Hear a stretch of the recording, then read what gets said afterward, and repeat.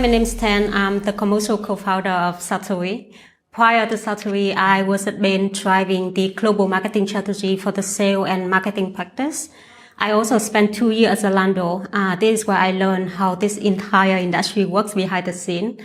And I also saw what it takes to build and run a big marketplace. Hi, I'm Joe. I'm the technical co-founder of Satori. I spent the last 10 years or so building digital products and teams at companies like Accenture and McKinsey. In 2019, I co-founded a digital bank based out of the US that was acquired last year. And since then, me and Tan have been working full-time on Satori.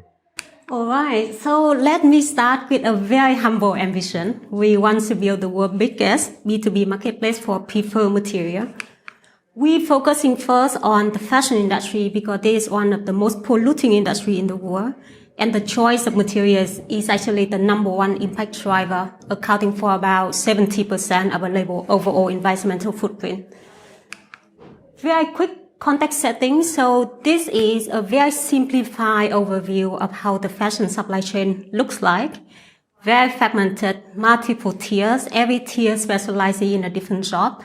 And one of the reasons for this is to make clothes for all of us to wear. The fashion label, they actually don't make the material by themselves.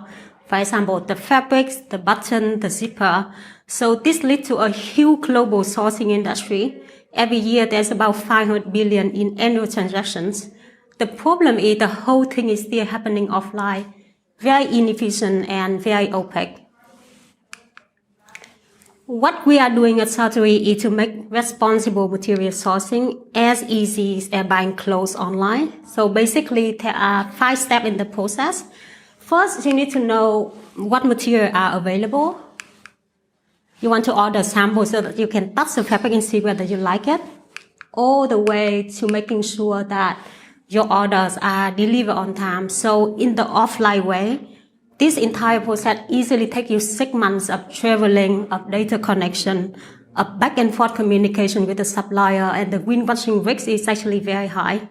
So we digitize or centralize every step in the process to make sourcing not only faster, but also cheaper and more transparent for both the seller and the buyer. As Tan said, the sourcing landscape is highly linear and fragmented.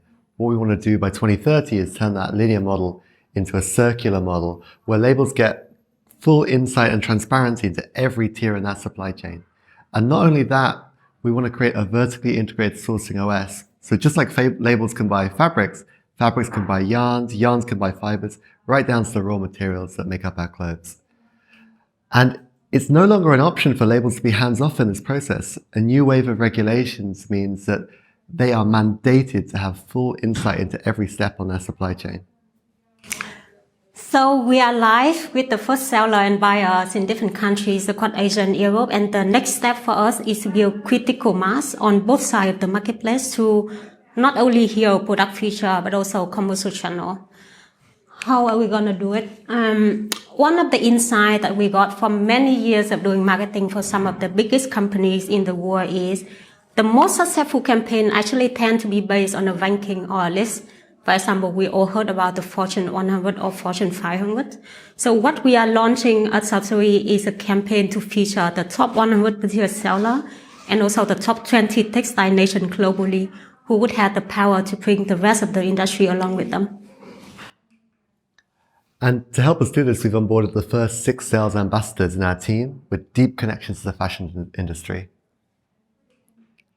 And ask, we are currently raising a round from angel investors, and we want to connect to anyone in the fashion industry. So if you know anyone, get them in contact with us by contacting founders@Satori.Earth. Thank you.